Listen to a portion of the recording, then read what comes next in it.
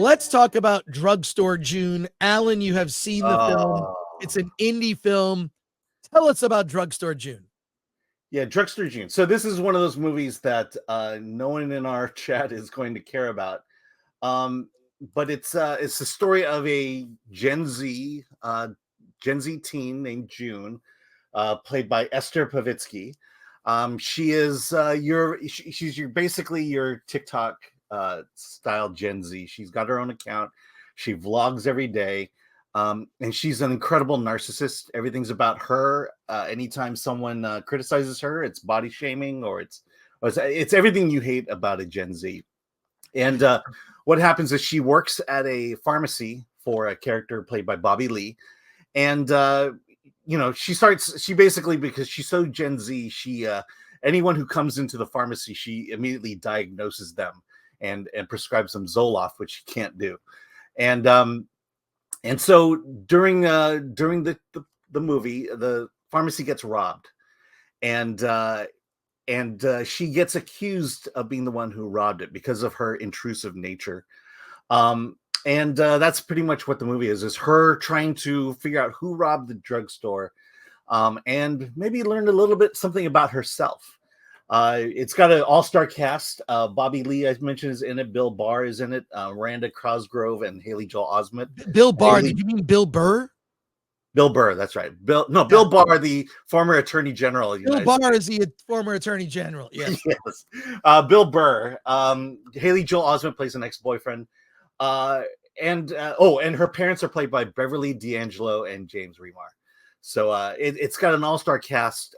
So this is just one of those movies about a teen who's very unlikable at the beginning and becomes likable at the end. It's supposed to be a comedy. I didn't laugh. I kind of, it's just, I don't know, Gen Z comedy for me is just devoid of jokes. All it is one weird situation after the other. That said, if you've got a Gen Z teen, this is actually a not bad movie to watch.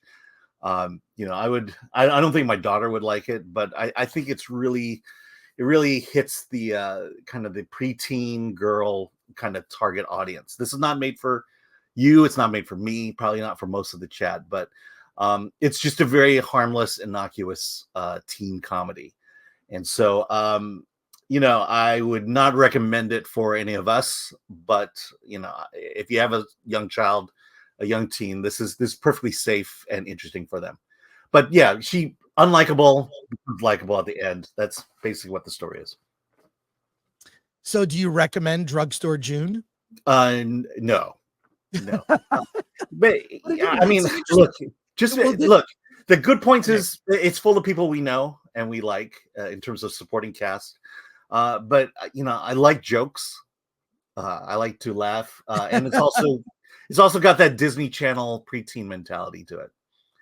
I just think it brings up a problem, and we talked about this when you were covering Sundance, is that a lot of the up and coming young filmmakers are devoid of life experience, and are kind of, you can kind of see it used to be that you would discover like a young filmmaker, right, in their 20s. And I kind of feel like a lot of filmmakers that are at that stage of life right now aren't ready to be making movies and aren't ready to be expressing themselves. I mean, it's going to sound something, some people are going to be offended by this comment. I don't care. But there really needs to be more of a self-examination and more of a hold a mirror up and a lot of just more self-awareness to be able to tell a story like this. And I feel like a lot of young filmmakers just aren't ready, and they're thinking, well, it's time for me to make my feature. I don't know that a lot are ready. And I think that this is an example of that. I think we're seeing more and more movies like this. It's interesting because there's a bit of star power behind it. A lot of recognizable people. Right. But at the same time, and there is she is a narcissist at the beginning. She is no longer a narcissist at the end. She kind of opens her world up to empathy.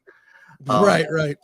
But again, you're just sitting there kind of watching the story play out, and you are looking for moments to laugh out loud, and it doesn't happen in this one.